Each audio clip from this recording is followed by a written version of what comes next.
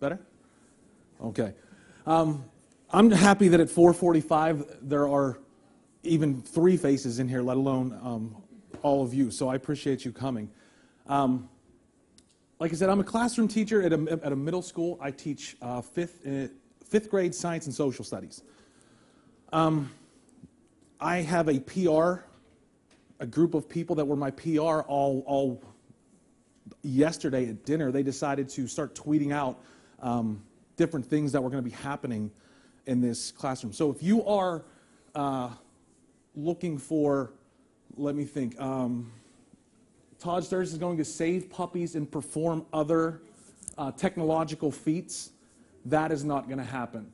I will not be giving out bobbleheads to the first 3 people that came. And one of my favorite, it's not safe to go solo. Bring a Wookiee to see Todd Sturgis in Coco 4 right now. So they were helping me out by trying to get people here. I don't know if any of you saw that or if you're disappointed, so I apologize for that.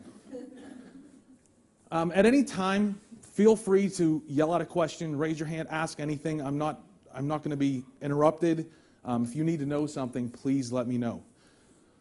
So my idea of Flipped is teachers film their own content and then put it up for their students to watch at home. Should you do it? I don't know. I'm going to give you my story, how I went through this process. And if you have questions about the process I went through, please let me know. After Guy Kawasaki's keynote presentation today, which was fantastic, I went and destroyed this presentation. I had to get rid of all the words I had on there, get rid of all the reading, so I wasn't standing here with my back to you. So I think that Mr. Kawasaki is going to be okay in the future. We'll see how things work out for him. I used to think that my best planning for my class happened between where I got coffee and the parking lot of my school. Those were where some of my best ideas came from. When I started flipping, I realized that I needed to plan way ahead of time, and to make sure I had the material ready for when the students were going to do it. I personalized my flipping method for me. There isn't one perfect one. I saw Aaron Sams today. Was anyone else go see him today? Fantastic guy who flips classrooms. If you need any information about flipping, please check him out. I went to go see him, and he said the same thing that I'm going to say, which he's an expert, and I'm a teacher, so maybe I'm as good. We'll see. I personalized my own flipping of my classroom. I stole from everyone else, and I made my own. I always tell people, the internet is perfect. I haven't had an original thought in 10 years because I go and I take everyone else's stuff and I adapt it to my own needs. So why did I decide to flip? I teach at James W. Parker Middle School, and 2 years ago we decided to give every student an iPad, including 5th graders, what I teach. Every 5th or 8th grader in our building has an iPad. We had to research this process. We spent 2 years putting this in place, building our handbook, getting our materials and everything in line. We visited other schools that did it wrong so we could do it right. We went to other schools that we walked into a room and they had a stack of iPads this high, and that's how many were broken that quarter that they were sending back. So we learned what they did wrong, and then we tried to put our own twist on it to make sure things went right. And iPads, it wasn't an option. It wasn't like, oh, you can go. They were coming. Regardless of how I felt about them, I was going to get an iPad, and every student was going to get an iPad. So I might as well learn how to use it. And I had to examine not only the way I teach, but the way my students learn in my classroom. And the way I look at it is they do in my classroom to learn, but my problem is I needed them to learn a little bit before they started doing. So I had to go through and re-examine my teaching style and what it was that I needed to do different. And I had one of my students help me draw this on the smartboard the other day. And this is how I see my classroom with every lesson that I do, every unit, every topic. I look at it as a plateau, and I have my group that's up there at the top. They're understanding what they're doing. That's our main group of kids in every classroom. I see my moving on kids. I teach gifted students as well. They're usually heading down that hill. They're moving on to something else. And then I also have, in that same classroom with gifted students, I might have students that have autism or students that are in our life skills classroom. I need to be able to help them too. So I could just teach that middle group, and okay, the higher ones are going to be a little bit bored, but they'll get through it. And then in the lower ones, maybe I can pull them up as I teach to the middle. I needed something that would change the way I taught. And that thing was time. I needed the time in my classroom so I could get around to work with different students. So I just took a basic snapshot in my head of what my day looks like. And this was my typical day. I would spend 34% of my day teaching. The students would spend about 43% of their day doing. And then the other time, the beginning and end, those were warm-ups and wrap-ups. And that's not to mention that you're going to be interrupted in class. You're going to get a phone call from the office. So-and-so forgot their lunch, their gym shoes. I'm the resident kind of techno geek down at my wing, so I get a lot of people that come walking in with a big-eyed look on their face with their computer, and they set it down and they go, fix this. So I have to, okay, stop what I'm doing, turn the power off, turn it back on, and give it back to them. That's usually how I fix most problems in my wing. So I needed more time to work with students individually. So I thought, okay, what's my perfect world look like? My perfect world looks like I do my warm-up and my wrap-up again, but I want to spend all of my time on application. I want them doing in my classroom for the majority of the time. How was I going to do that? Is anyone familiar with Dr. Lodge McCammon, Katie Gimbar? Dr. Lodge McCammon is a professor at North Carolina State University. He has a program that you can do. Maybe. Don't quote me on that. It was at North Carolina. He may have he stopped doing it there. He may be doing it individually now. If you seek him out, he's the one. When I was doing my research, searching the internet for countless hours looking for something, he was the one I stumbled across. And him and Katie is a classroom teacher in North Carolina, and she bought into what he was selling. And what I found with him is he wants you to record your own lessons in front of a camera with all the material behind you that you can slide in and out. I'll show you an example in just a second.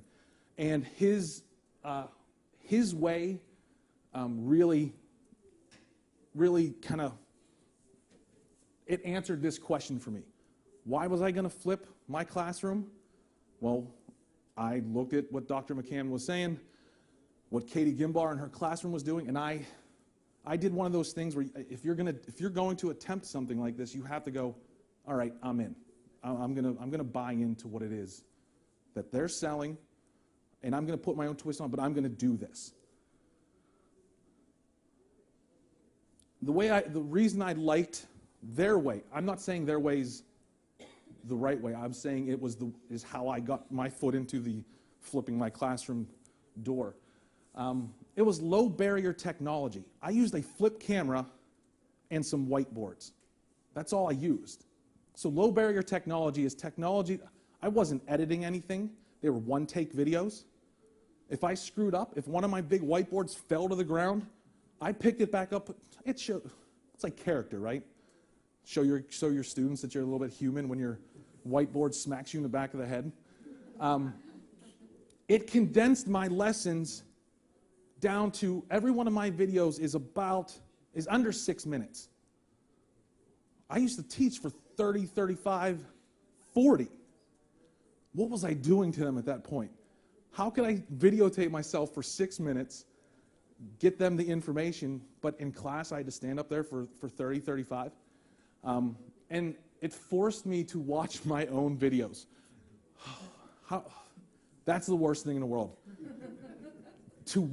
How often do you get a chance, does someone videotape you and you have to watch it back? People are like, oh, I don't want to be on video. I don't like videos of myself. Oh yeah? Your kids see you live every day. So you being on video is not that big of a deal. Okay, so I had this theory in my head of what Dr. McCammon and Katie were doing, and okay, I'm buying in, I'm going to do it. So is this thing going to work? So here was my summer workstation. I sat outside with my iPad and my computer and all my materials and my daughter's Legos up in the corner there. And I sat outside while they played in the yard, and I planned what it was that I was going to teach. I was going to sit in front of a camera like this, and I'm going to take 15, I did 15 one-take videos that summer. I planned out like my first kind of 9 weeks, half a year. I took some material, and I was not going to do this for every lesson. If you do it, I think you are insane. I think you will burn out and abandon this long before it ever has a chance to work if you just start. That's why I say one lesson at a time. Try one. If that works, good. Move into another. Maybe try a couple together. I made these one-take videos. All were under 6 minutes. I do science and I do social studies. So I did both topics. I did both subjects. I put all of these on YouTube. I'll get to that in a second. And they were small enough. Our school buys into, we use Edmodo as kind of our platform. If you don't know what Edmodo is, I highly suggest it. It's a great platform. It almost looks like a Facebook for a classroom. It's very secure. Only your students get a chance to see it. So my videos were small enough that I could put them on Edmodo and the kids could access them at home. Or they could go to YouTube. That was my biggest fear in flipping the classroom. Of all the things that I could have been scared of, it was a kid typing Todd Sturgis into a Google search bar. And you've all done it. You've all Googled yourself at some point looking to see, oh my, what's going to come up? So I did it. Well, hold on one second. So this is what a one-take video looks like. Today's talk is about a guy that lived over 350 years ago. Now, how does this man, Isaac Newton, pertain to our unit of motion and design? He came up with 3 laws of motion that are as true today as they were. And I'll let you see how a transition happens. So let's take all of my material is already done. I've planned out these boards. I know what I'm talking about because I've already written it. That's the hardest part about this, is getting that material. What is it that I had to focus on? I used about 4 to 6 whiteboards. All of my information was going to fit on those 4 to 6.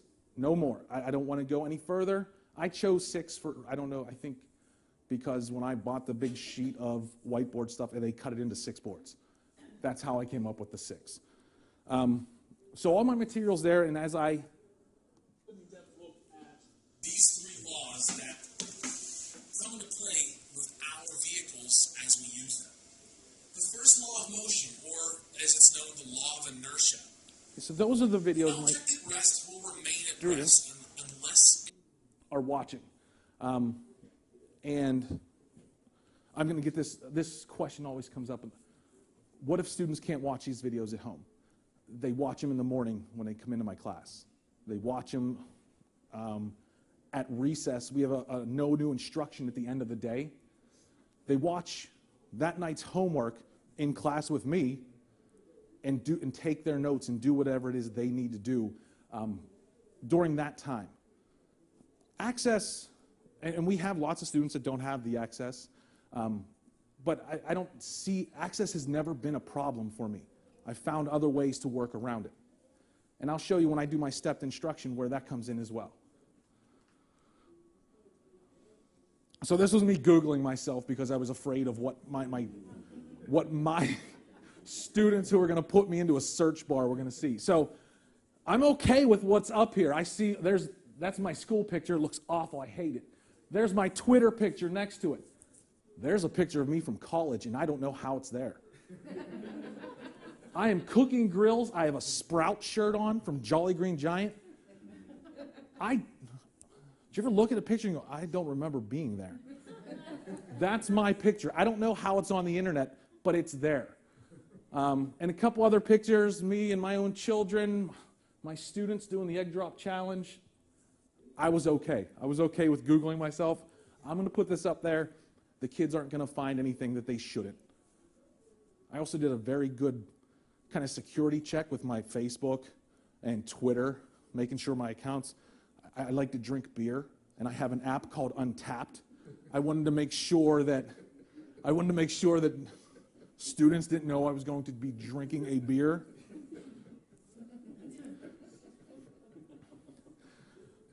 So this is how I use the notes in class, or how I use the videos in class. I put it out there for them, and they can go to YouTube, they can go to Edmodo. Sometimes I put them on a disc if a kid doesn't have either one, but they have a device at home that they can maybe slide it into. Yep. Do you know if YouTube videos, if you put them in Edmodo, are accessible if you have YouTube blocked? It won't come up. It'll be blocked.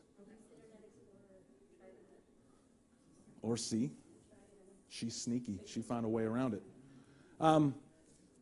Yeah, our YouTube is blocked, so we have to do it other ways. We have to get around it some other ways. So I use it for notes at home. They are taking the notes that I need. They're taking the vocabulary, the information. I want them to walk in with that next day and to be able to go, okay, I know about Paul Revere. What are we doing with it? That's when I'm happy. I'm like, okay, you do know, this is what you're going to do with it today. I also use it for stations, especially in science. If I have to set up 6 science stations, and each one has a set of directions, go ahead and give a bunch of 5th graders 6 stations worth full of directions at one time. See what happens. You will have 15 5th graders at your legs. What did I have to do at 3? Because I remember at 4. I make 6 sets of video instructions that I put them on Edmodo. Here you go. Station 1, click it. What does Mr. Sturgis want you to do? And they can do it. They can go back and listen to it again. And then I put absent from class. That's for me and them. I'm not there right now. They have 3 videos from me that they're watching every day. So I'm still giving them their instruction. When they're absent, there's no reason why I can't get them the content. So I'm going to give them the content with the videos that I've recorded. And this is, I don't know if this is a thing, stepped instruction. It sounds important. I don't know if I made it up or not or stole it. It's quite possible I stole it. The way I set up I need a method. I need a base to go from. So I came up with this plan. My plan is there's going to be 4 tasks for every video that I'm going to put out there. And I've got to come up with a task and what it is I want them to do. My first 2 are required for them. They have to get these first 2 done. That's where I'm getting my grades from for the grade book, so the principal isn't asking why I don't have grades in my grade book. That's where they're reviewing the vocabulary. It might be a worksheet. It might be some small activity I need them to complete. But these 2 are required. My next 2 are project-based.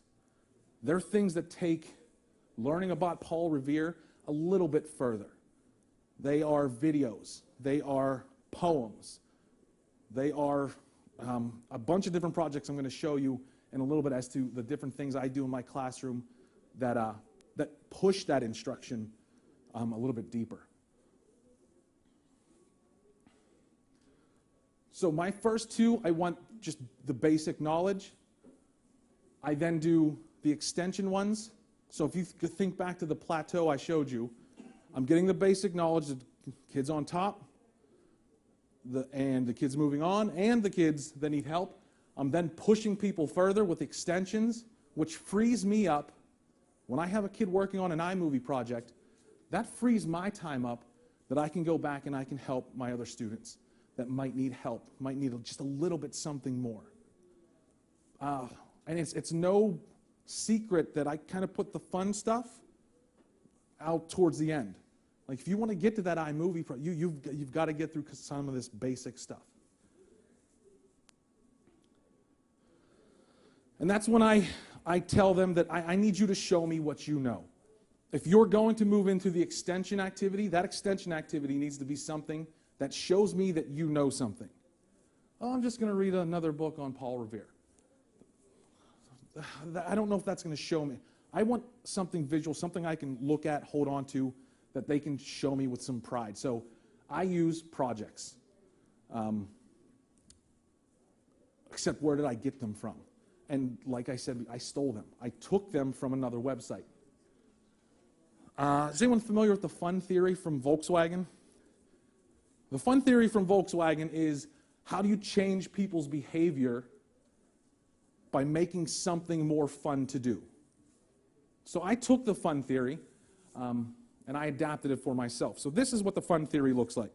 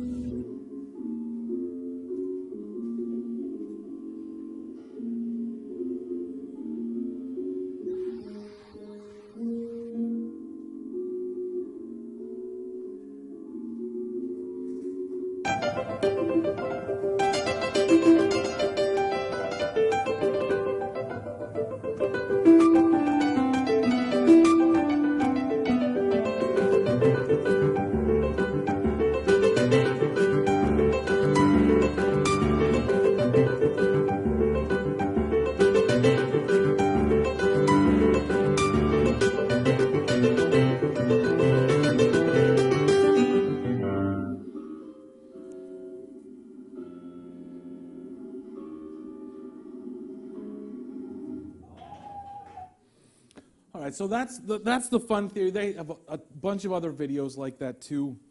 How do you get people to stop speeding? How do you get people to recycle? I'm trying to think of how do you get people to wash their hands in the restroom? So they have a whole series, and I do a few of these with my own students. How would you use the fun theory here at school? So I took that idea of what it is that I'm going to put the fun towards the end of my stepped instruction. I want them to get there, and I want them to enjoy what it is they're going to do. I found this man, Paul Bogish. He's a unique individual. He's got a blog, and he says what he wants about education, and he has a theory that if you put the word suck and numbers into a title, you will get more people to visit that particular topic. So I found his 15 assessments that don't suck. And I use him, and thanks to a couple of my colleagues who presented on this earlier in the week, they did a whole topic or a whole speech on these kind of projects. They introduced me to this guy, and he's got a ton. I'm not going to go through these with you. I'll let you do that if you want. RSA videos, note card confessions, full class music videos, reverse poems. I have yet to see someone who really nails that one.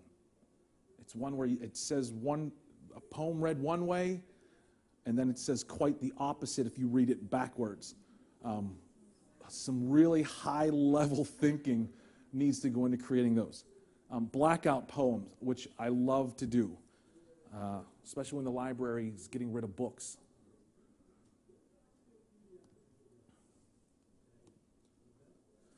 So those are the projects that or where I got my ideas for my projects. Now, I took his ideas, and I have to adapt them. He teaches, I think, older students, maybe 7th or 8th graders, upper middle. I teach 5th graders. I have to change some of these. So edu-lift is, I think, the term that my colleagues use when you educationally steal something. They are edu-lifting it. So I took what he was doing. And blackout poems. Blackout poems are, it causes students to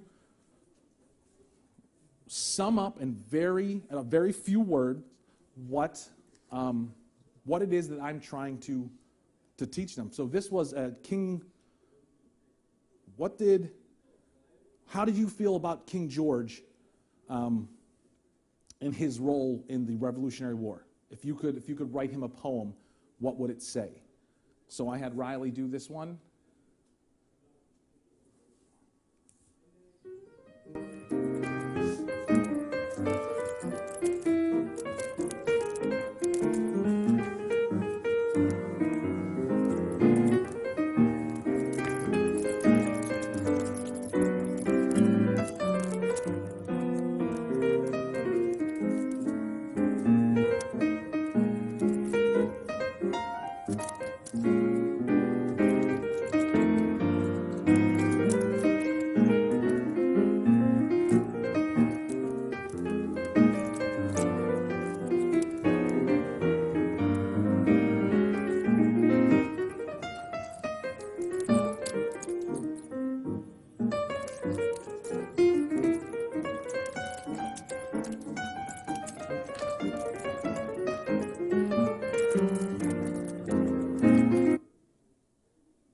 Riley gets to the end of her project, and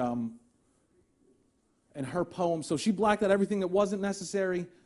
She found what was, and her poem ended up being, "A king, is that you I hear in the bushes, waiting for us to be quiet? You threw the first stone, and as the wind blows, we will fire the first shot." I sort of think Riley understands how the colonists felt about King George. I like to put "as the wind blows." I think she threw that in there just to be poetic.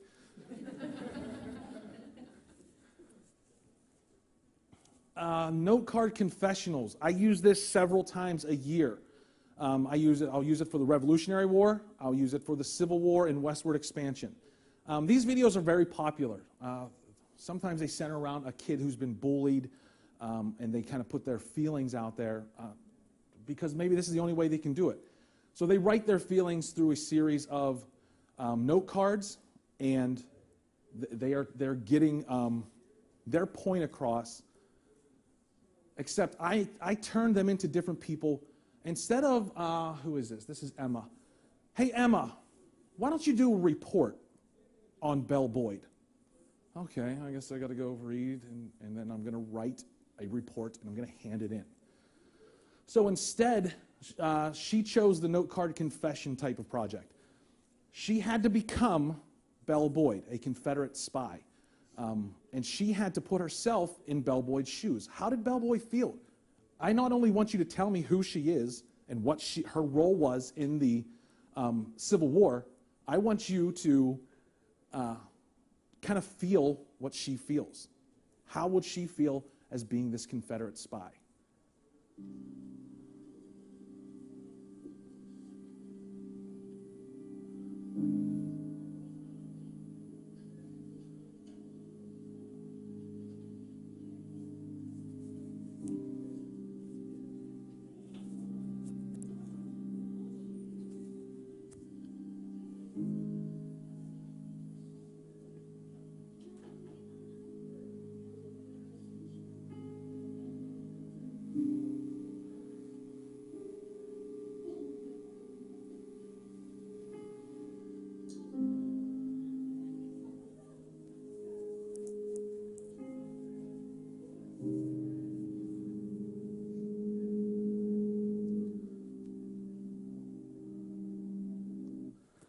So her feelings of empathy towards, how did this woman feel during this time? I think Emma did a fantastic job. Very simple. She took her iPad, she leaned it up against a wall, she sat on the floor, and she just paged through them. That was how easy it was to video record it. I think she got more out of it than that as well. So did I, because I didn't know who Belle Boyd was before she did that project. One I just did, we just finished this. The girls that did this video, they just are recording their voices for it while I'm gone. So they're finishing this up. We're doing the Revolutionary War, and I wanted the United States to break up with Great Britain. No one is better at breaking up with people than Taylor Swift. So I took Taylor Swift's Never Ever Gonna Get Back Together, and I asked the students to rewrite the lyrics, rework them, so it sounds like the United States is breaking up with Great Britain. We're going to use her music. If Taylor wants to yell at me or say, sure, she can call me up or stop by my classroom. I have no problem with her doing that. So I took her music. They typed in all the words. They took her lyrics, rewrote them, and then created this video. And then I'm going to help them get their voices onto this. You're going to have to imagine the lyrics or the singing.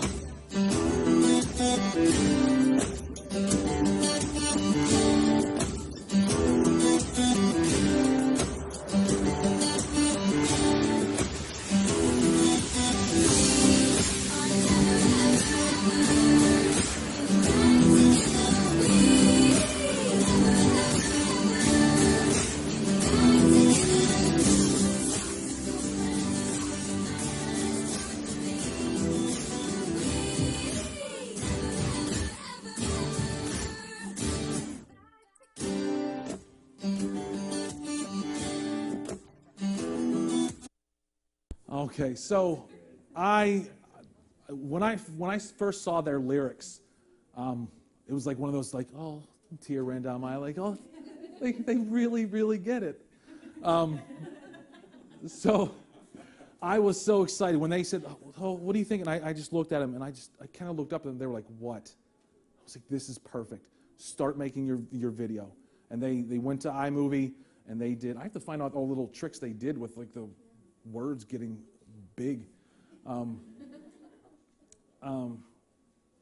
So fantastic project. They got the idea. That was before that. They also had a few other activities that they had to get through so that I could grade, use those for the grade book, and make sure they understood it. Did every student get to this project? No. Unfortunately, they didn't. Some asked me for it so they could take it home and rewrite the lyrics. I was okay with that, them asking for extra work. So I let them have that, and then they would bring it in and say, "This is what I did." "That's great. Can I make a music video?" "Sure. Come in during recess and have at it." So those are my projects that I do. So the advantages I see with flipping the classroom, before I go into a couple of the ways to record your things. Are there any questions yet? Yes, ma'am. Do you ever get kids that say, "Okay, well, I know number 1 and 2, so 3 and 4, I don't feel it"? Yeah. Yes, there's kids that just would love for me to just give them a C, not push them. And yes, I have students that, we all have students that are like that. So I take what they're going to give me. I try and push them further. And if they're not going to, I can only push so hard. I'm guessing you obviously departmentalize since you're science and social studies. So those kids that didn't get to watch your video aren't necessarily with you first thing in the morning. So how do you know who needs to watch your video before your class? Usually I have some sort of a template of notes that I send them home with the night before. Like, these are the things I need you to definitely be looking for. These are the things, I ask questions in my videos, like 3 or 4 questions peppered throughout, and they have to answer those on the sheet of notes I have. And then I also have them write down 2 or 3 questions of their own that they might have about the topic. So sometimes they come to class and don't have it. Sometimes they do, yeah. And then they get behind. They're going to have to watch the video right then and there.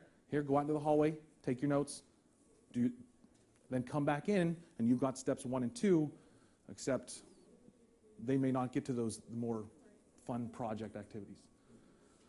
On Edmodo, they can turn it in. You can clock who actually watched it. Yes, and Who said they watched it. well, we use they don't take their devices home, so that yeah, they could watch it and say, I was here. Yeah, I'll be turning in my homework, because we use Notability on their iPads, which works with Edmodo, to send work back and forth. Yeah. I know you touched on this a little bit earlier, and you may come back around to it. But as far as addressing, I'm sure every district has those students that don't have access to maybe computers or internet at home. Do you address, like, either putting it to a disk or on a USB, that they have some sort of medium that they can use at home?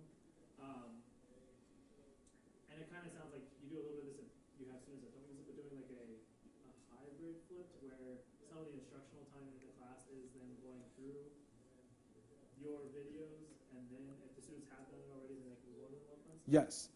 I put them on DVD as well, because some people just don't have a computer, period. So hopefully they might have a DVD player. I ran out of blank VHS tapes to record myself. So yeah, it's definitely a hybrid. It's pieces from 10 different people's, the way they do it, and I'm using it the way I best can. So yeah, if a student doesn't have access, then they have to come in and do it that day, or at the end of the day for the homework that night. Advantages that I see with it, students who are absent especially. Students who are absent take educational trips. They're going to visit grandma in Florida, and it says, oh, we're going to look at wildlife. No, you're not. You're going to visit your grandmother. So educational trips, it's there. They can access the information. One thing that I never thought of until I started doing this, I had a parent meeting, and the dad said to me, I feel like I already know you. I was like, oh, I'd never thought about you watching these with your kid and you feeling like you're part of this class, but you are. So parents watch the video. They know what I'm doing in class. I also send a weekly email out to them, to parents, for things that they should talk to their own children about at home. I heard you did this in class. How did you hear that? Mr. Sturgis emailed me. So I want parents to be involved. Another thing, my instruction is not hidden. What I'm doing in class is not magic. It's out there for all the parents to see. I'll also show you why that's a disadvantage, because I've had parents that'll say, I think you spelled a word wrong on your so-and-so board. I'm like, you're right. I spelled that wrong. I'm not redoing that video, so it's going to be spelled wrong every year. Disadvantages, access always. Technology is overwhelming at some points. There are 2 times during the year where we lose the iPads for about a week. They have to go get updated. I enjoy that week.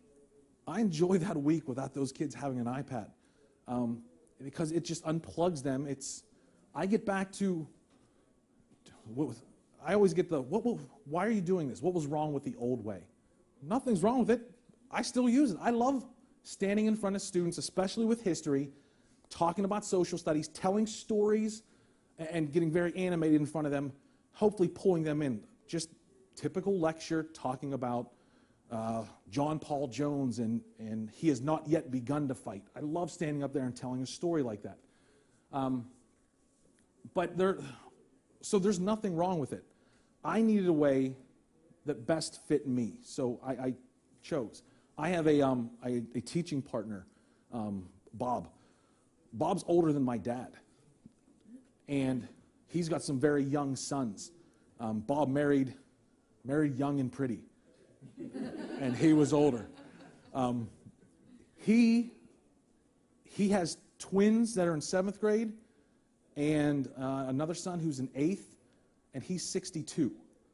So the gap between the way Bob was taught and the way he learned and the way his kids are learning and being taught, it is huge. Bob recently started videotaping the things he does in his classroom. He uses it a different way. He takes a screencast of his material, so he doesn't have to set up a camera and everything, and I help him out with that. But he's kind of seeing that this has benefits. He's not fully invested in it. He'll never be fully invested. But he's using it to what fits him. And that's what I want you to do. If you take anything out of here, you just to have a database of your own lessons that you could just give to a student or put up so a kid that's absent gets, then it'd be worth your time. Sometimes it's time intensive. Me writing those boards out, me doing the research on the front end to just set up so I could videotape, it took a while. It took me some time. And then, the videotaping part, that took 6 minutes. Making the boards, planning it out, that took hours. But the nice thing about it is now I have it. I know people always say that. Like, oh, it's really heavy on the front end with time, but then you have it. That doesn't help you when you're in the middle of that front end part, writing out the boards. Oh, I'm still going to have this when I'm done. And again, like I said, my instruction is not hidden. I've had parents point out, you spelled this one wrong, or I just got an email from a parent that her and her son were having a debate. And if he's right, he gets an extra, I think, an hour to play Minecraft. If she's right, if she's right, he has to clean her car out. She just emailed me and said, I said to Austin that Paul Revere said the redcoats are coming, and he told me that was wrong, that you told him different. Who's right? And I said, go watch the video on Paul Revere, and you'll see that Paul Revere probably did not yell the redcoat, or the British are coming. That's what it was. He probably didn't yell that. And he did not ride his horse at full speed through Massachusetts, because his horse would have probably died. So they did. She emailed me back and said he gets an hour of Minecraft. And levels of technology, we're all different levels. Mr. Weber, my teaching partner, sometimes asks me to come down to show him how to attach a picture to an email. Okay, I'll come down and help you with that. I have some people that can get onto iMovie, Final Cut, Editor, Maximum Force, and create almost an entire feature film. So that's the range we have at my school. And then we have great IT people, but sometimes it's hard to get all those people together. So I look at it like this. This is how I view the different levels of technology in my school. It just crashes every time my screensaver comes up. Let's run it fast. Just type in xy.violator/467 Is anybody familiar with Nick Burns from Saturday Night Live? Every time I see a technology guy coming down the hallway, I'm always like, oh, he's going to just tell someone to move. I'm so glad my technology guy is not here right now.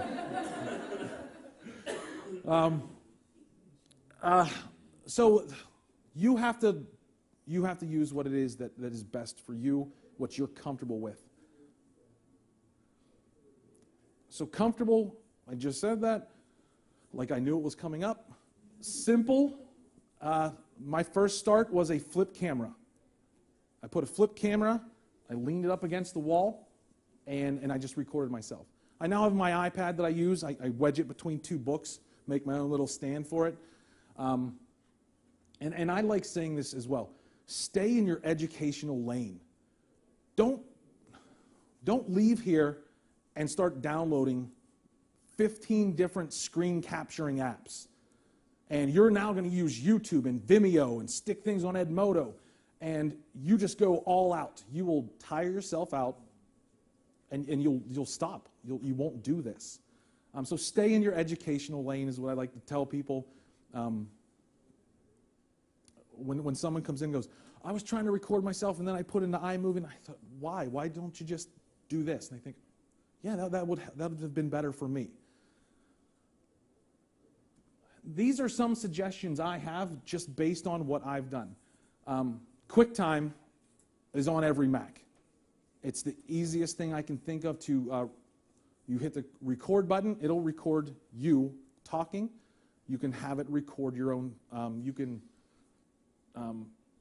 highlight a section of your screen. I use a smartboard in my classroom, so I have a bunch of notebook notes that I'll pull up my notebook software, I'll go around, I'll highlight my screen, and it'll just record that portion, and it also my voice.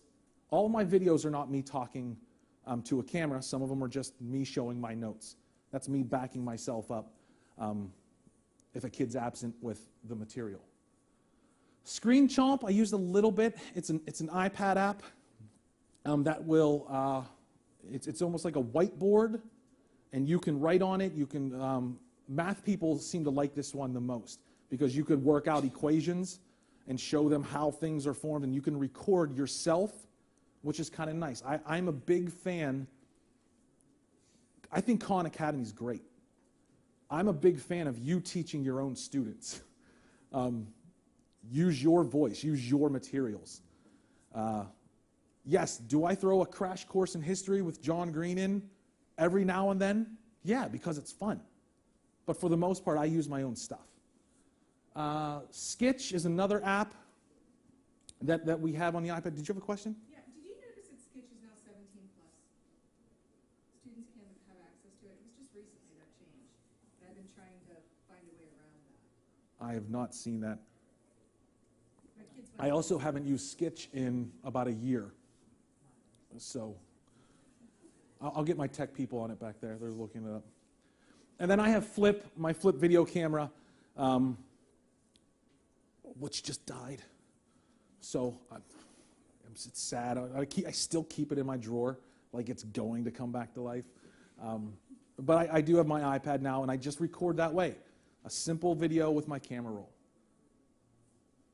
And any questions?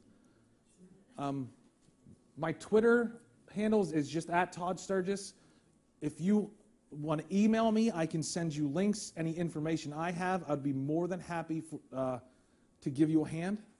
What do you suggest for the person who did what you said not to do, went full head and into all kinds of things, and now is like, hurt, and now needs to back up and start over again? Like, This is a hypothetical, right?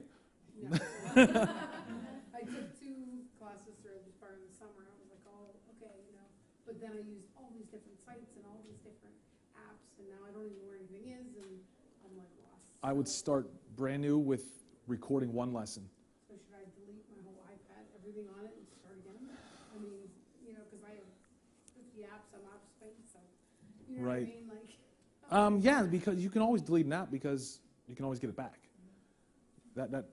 Those apps take up space, and if you've got 50 that you don't want or don't need, your camera and your iPad, or wherever my iPad is one of the best tools that you have.